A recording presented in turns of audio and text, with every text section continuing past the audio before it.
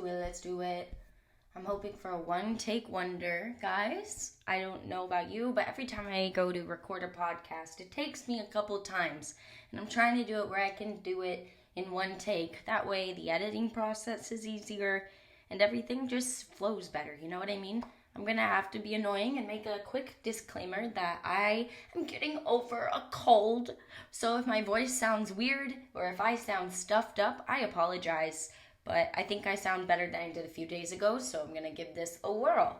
But hello all, for those who are new and those who have returned. I'm Polina Rose, and this is my podcast, Breaking the Fourth Wall with Polina Rose. To refresh not only my memory, but yours as well, the fourth wall, in the theater world, is the imaginary line between the spectators and the actors. Breaking the fourth wall in theater, we bring attention to the artificiality. So I talk about the lesser known parts of theater, and if I'm not mistaken, it's been probably about a solid 2 weeks since I have sat down and talked to you all. So allow me to explain myself on that one as well. For some background, throughout these 3 episodes of this podcast, I want to let you all know this stuff takes so much time. My goodness, it makes me wonder about other pod creators who seem to so, quote, easily produce hour-and-a-half episodes. And I would love to grow so that I can interview people and get their insight as well. However, I don't feel equipped enough nor educated enough in the pod world to do so quite yet, but I allowed myself to start comparing myself to these other more professional, more experienced creators over the past 2 weeks, in all honesty, hence why I've been silent. Comparison, I truly think, is the root of jealousy, the green-eyed monster, as one likes to call it. But among traveling and working, this self-comparison I was experiencing soon became brain fog and led me into writer's block. So genuinely, I had nothing to talk about on the pod, which sucks because there are so many fucking things that I could talk about. But I just had no idea or inspiration to create for at least 2 weeks, I suppose. And if I'm being honest, I had my wants for these future episodes, but for some reason I lacked motivation to make it happen. And I felt like with traveling, motivation would be found, but we can only motivate ourselves, and we cannot expect something or someone else to do so.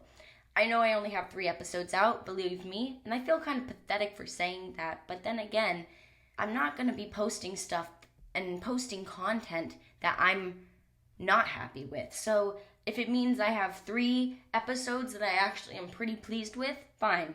So be it, it'll take me 2 weeks to get out the next one. But I'd rather want that instead of multiple episodes where I put in half-assed effort. A lot of time and thought goes into my podcast and the episodes, as does it all for everyone else who creates content, I'm sure. So I think this 2-week, quote, hiatus might have just been a good thing. And I'm sure there's the big question of, OMG, Polina, where did you go? Well, the past 2 weeks, I just traveled to New York, which is kind of funny and ironic, given that this podcast genre and topic consists about theater, and there's a lot of theater in New York. But yes, the concrete jungle and Broadway in the city where dreams are made of, blah, blah, blah. That's what my 17-year-old self probably would still think to this day. But during the duration of my stay, it was nice to just see the city from a different point of view than the other times I had visited the city.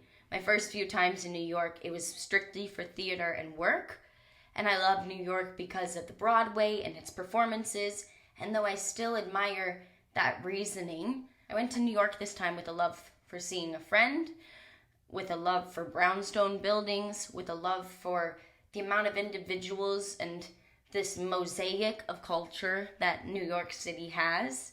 And I wasn't thinking about rush tickets. I wasn't thinking about what show I was going to see. And I wasn't thinking about what damn outfit I'd be wearing for a full day of choreography. I just got to be a fake New Yorker for some time being. And that felt nice. I walked in 95-degree weather. I rode the subway like I knew what the fuck I was doing. What more could one want? I'm only allowing myself to say hiatus because my international plan wasn't working when I was in the States. As mentioned in previous episodes, I currently am in the GTA, so being from Canada and having a Canadian phone plan and then thinking it was going to work in the States and having it not work kind of threw me off, but that's okay. I was pretty much just phoneless during the day because if I didn't have a hotspot or crummy Wi-Fi to bounce off of during the day, I would only get Wi-Fi when we were back at my friend's apartment complex, but it was honestly really nice. Because I wasn't so focused on my phone, I wasn't so focused on any of my thoughts either, and I was strictly focused on this trip. And I'm still trying to figure out if being focused on the trip strictly is either hurting or jeopardizing anything right now in my life. But overall, I think just having a trip and going on a trip was a major success, and I'm very grateful that that could happen. I say it's a success because I could simply be myself in a city that I loved, where nobody on the street knew who I was, but they still saw me, and it was a nice change of scenery, and it allowed me to just live life for a short period of time before returning to reality. A full-time job, corporate, but that's a whole nother story too, but more story for my family members and not theater related. However, while in New York, I shamelessly hopped onto the Oppenheimer and Barbie trend. Barbenheimer.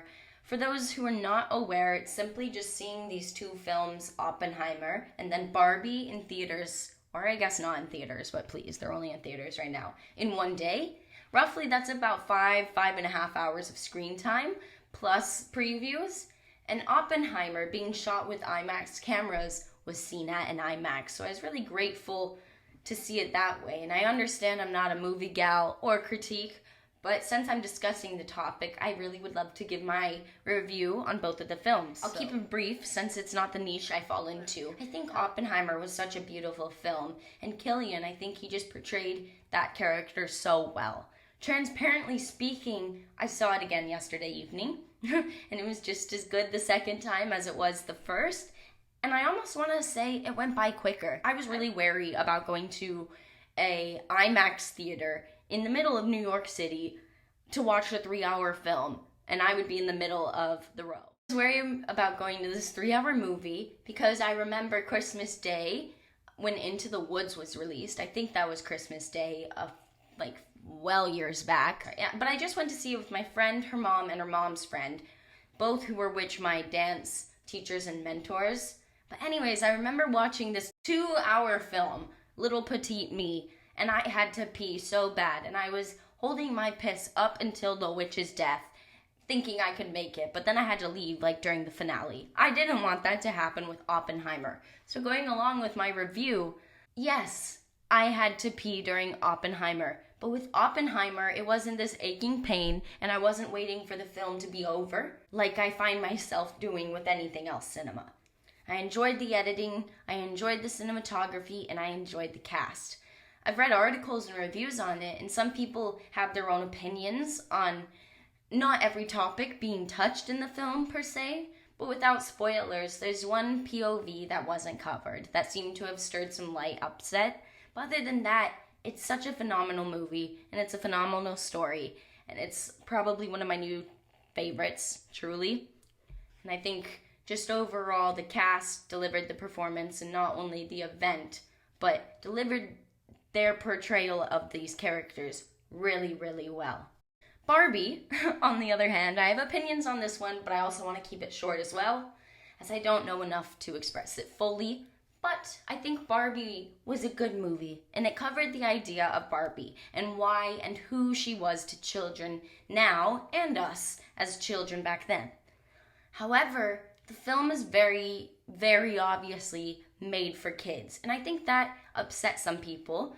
It did not upset me. It was just frustrating because I'm not a child. But still, this film had some really nice and seriously well-given messages displayed throughout it. But being made for kids, it was PG rating. There were performance numbers here and there was one cuss word that wasn't even said. It was blurred out within the film. However, I also have read and heard rumors that the males who watched the film, some, not all, but some, got butthurt because they claimed that Barbie was anti-men, as it does focus a lot on the character Ken and how Ken is portrayed in much more of a negative way.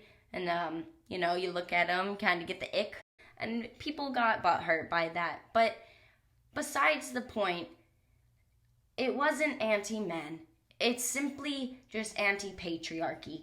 And the movie definitely brought attention to men's emotions to fit in, as well as women's feelings towards the real patriarchal world, instead of this Barbie world they were experiencing. I didn't find myself getting emotional like the loads of other people who had seen it. I guess social media is to blame for that one, because even scrolling, I see a lot of people who are really moved by this movie, and I wasn't.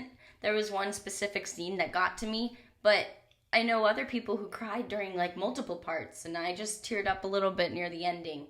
I could just be soulless. I have no idea. As an individual in this Generation Z, I'll be honest, I don't really like how many things from my childhood are now being adapted into movies. There are definitely more important things to cover, and in my honest opinion, Oppenheimer probably wouldn't have gotten the amount of popularity if it wasn't in that Barbenheimer trend, because Barbie was the attention of everything, especially of people my age. I just know that little to no people knew what the heck Oppenheimer was, or they only were going to see it because of Barbie. I understand that movies are content that can appeal to a generally big audience, but sometimes it gets really exhausting hearing about how toys are now being created into films, or even toys or child characters being turned into musicals. I think it loses sight of the seriousness of movies and musicals and what their main purpose and message is. And there are stories that are more adaptable for movies and musicals, but not Barbie, not Polly Pocket, not SpongeBob, etc. I honestly want to just say to whoever made that idea to get a grip, but I know that my opinion has no meaning in their life. But today's episode is mainly going to focus on the adaptation of musicals into movies that can be seen on screen. It could go either way, really, a movie made into a musical or a movie musical. But I feel like every musical nowadays being released are just adaptations of a popular movie, and it's completely fine. Like I said, do I really have a say? Like, please. My main ick, I suppose, is that when musicals are made into movies. And I totally understand how me saying that makes me very perceivable as a theater snob, but I think there's something so lovely about theater staying only strictly for live, and live on stage only, to be seen live, not through a screen. And it only shows us how our generations are evolving still, and how technology in this world still trumps nearly everything. It saddens me in a lot of ways, and the movie musicals of the last couple years have been honestly such a mixed bag. We had Mean Girls, which was a huge hit to many. Frozen was a hit for some time, but it's kind of in the middle now, I feel like. Waitress is the only one that keeps on going. With a strong bias, I will only say the only appropriate story to be made into a musical, which it already has, is Shrek, known as Shrek the Musical, and it's near and dear to my heart, and I will never speak poorly of some such thing. But all the other ones that have been made from movies into musicals, scratch that. I was looking it up, and the biggest financial hits of the past few seasons in Broadway have included Dear Evan Hansen, Come From Away, and Hadestown. But when you even just look at those three shows, Dear Evan Hansen was made into a movie adaptation. Come From Away is the only one that I know has not been on film, but I know they filmed it and recorded it for viewing. And then Hadestown is just a myth adaptation that's put on a stage. That's something I like more. It's like, yeah, let's talk about history and put it on stage. I'm not saying let's roll up and be Hamilton again, but I like the idea of telling stories about past things that I didn't find myself interested in school, but I can learn through theater. I was reading on Reddit because I looked up other people's opinions about movies turning into musicals, etc. And a user stated, I think it's a common misconception that a movie adaptation is somehow less of a risk than a new property. It's just a different kind of risk. With originals, you risk that people will overlook it. With adaptations, you risk people would rather just see the movie again. And I'm glad I found this comment because it not only helped bring out just one of the user's opinions, but it's nice to see their feelings. But it's nice to see that I have shared feelings with other individuals. And it's true, to be honest. It almost can be compared to the book versus the movie. The book is always better, no? I also wanted to talk about the live versions that are hosted on television. We have Hairspray Live, Peter Pan Live.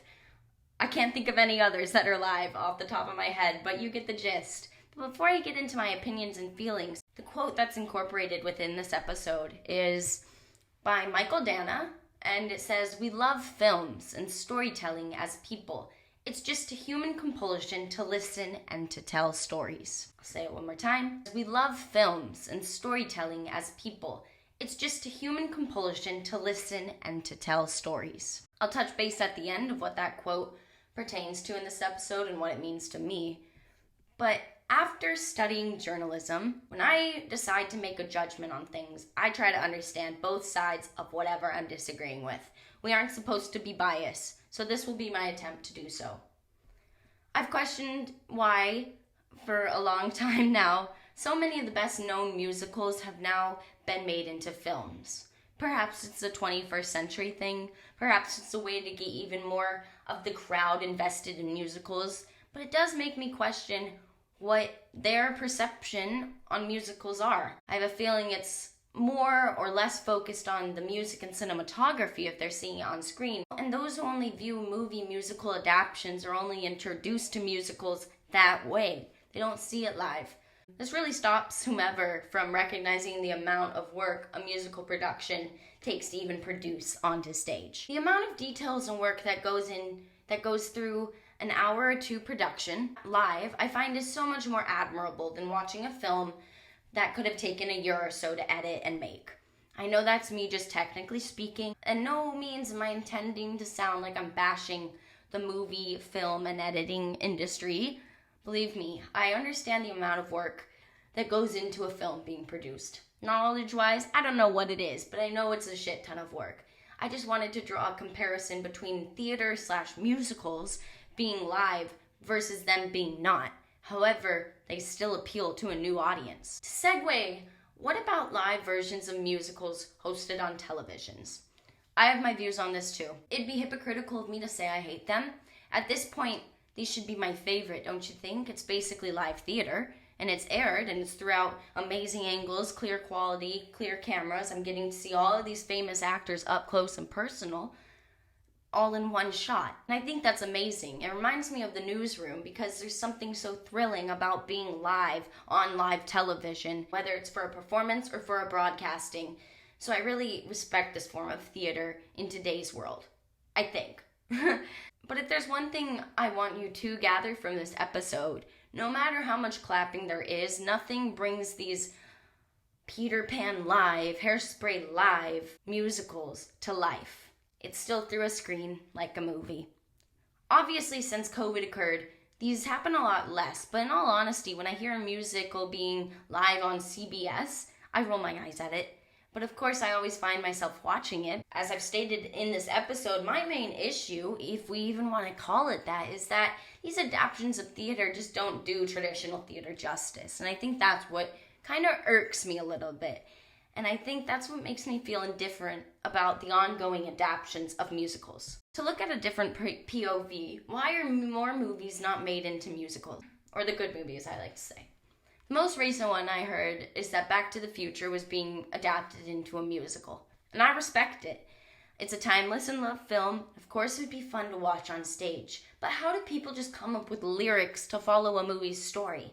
I feel as though Mean Girls did a decent job with this because we're relating to their characters and everything in that score is really nicely written. And I remember seeing The Lightning Thief, maybe circa 2018, somewhere in Atlanta, Georgia. And I had no expectations going in. I was about to watch a fucking show about Percy Jackson. I had read these books in maybe 4th grade. I barely remembered this. All I knew is Medusa could turn people into stone. But I went into it, and I thought this was going to be another failed book turned into a movie musical, etc., turned into a live musical, blah. I thought it was going to be another failed adaptation, but my grand plan, that song, I thought the adaptation was portrayed really nicely, and even though the characters weren't as physically young as they were depicted in the book, they did the same thing in the movie. It appealed to a fan base, and it allowed growth in that fan base as well as in the theater world. There's something different about a live filming of a performance or a performance taken in one shot that appeals to me. It shows the work, and it still shows and allows the audience to realize that there is an immense amount of work put in to make any production happen. To the best of my knowledge, I think Moulin Rouge in 2001 was the main one that really sparked this idea to make these musical adaptations. And since then, we've obviously seen Chicago, Mamma Mia, all of these new musical movies that come out yearly, multiple even. And from 2014 on, musical film became like this genre, and it's becoming even more prominent today as more movies come out per year. It feels nice to watch these adaptations, as there's some of the earlier musicals that were produced in theater world. Like I said, tradition means a lot to me, so of course if you're giving me My Fair Lady, but 2021 time, sure, whatever, give it to me, I don't care. They can be wearing masks, I like it. I really respect adapting the older and the original traditional music theater. Now it's almost like a slight twist, because the newest musicals are now being recorded, and previously we saw mostly old musicals being put on screen. Musicals that had been on Broadway for years after years after years. But Dear Evan Hansen was on Broadway for not tons of years like Phantom of the Opera per se, and boom, it has a movie made about it. I don't like seeing these musicals automatically get clout and go into the movie business when other musicals have been working and showing for much longer. This is kind of off topic, but it's kind of interesting that comes to mind because I've been having a lot of dreams where I'm an active participant in theater again, but I'm specifically a crew member. And it makes me wonder if this podcast has anything to do with it, because I critique a lot of shit on here, and I know I speak my mind, and I try to sound as educational, but I get pretty passionate sometimes. I don't know if there's any symbolism linked in within that, because I have this severe amount of stress and lack of control when I'm dreaming about myself being a crew member. Anyways, so after COVID, it took a minute for theaters to reopen their doors for us to go see musicals, because the lockdown really hit the industry, and art, even nowadays, is still recovering. The film industry was able to basically lap up all of these musicals, and they were so accessible now because they weren't being performed on stage. I think that's why so many film adaptations were made, but they used it to their benefit, because that's why there have been so many film adaptations of musicals produced in the last 5 years. No pun intended.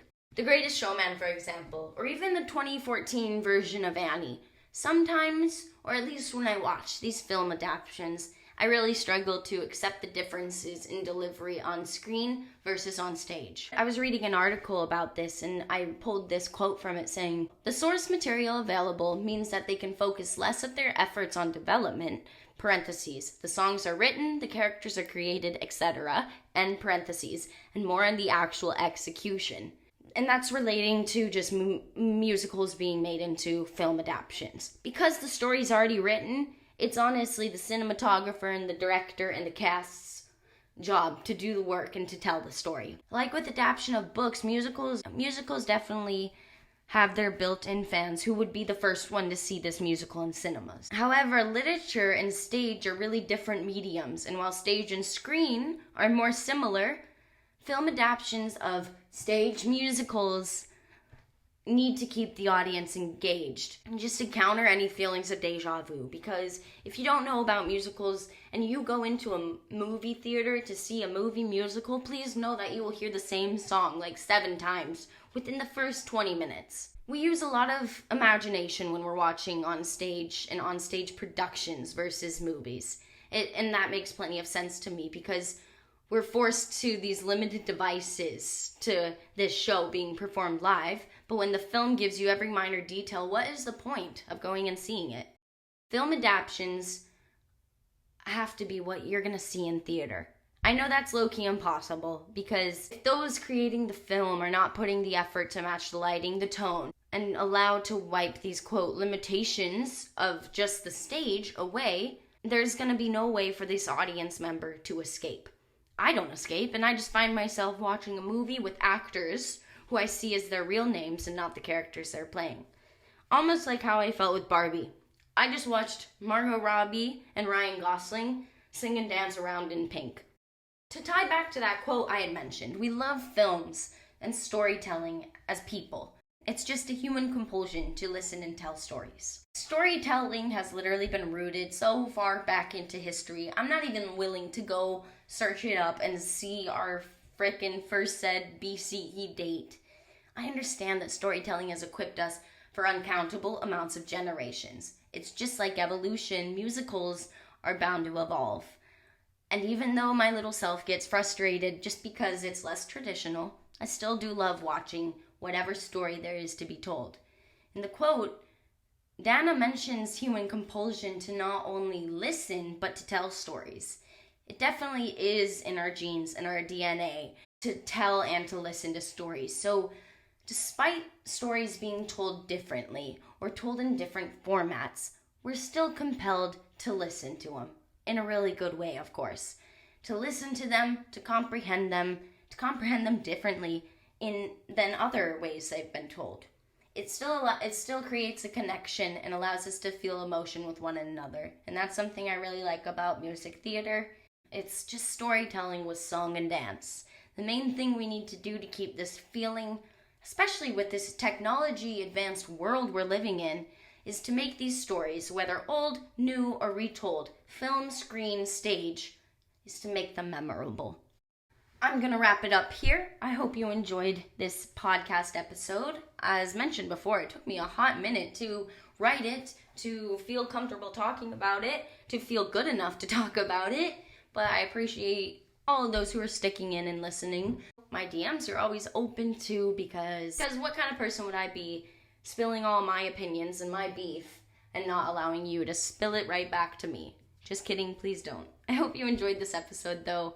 Thank you so much for listening, and I will catch you next time. And as the Ukrainian farewell, das vidanya.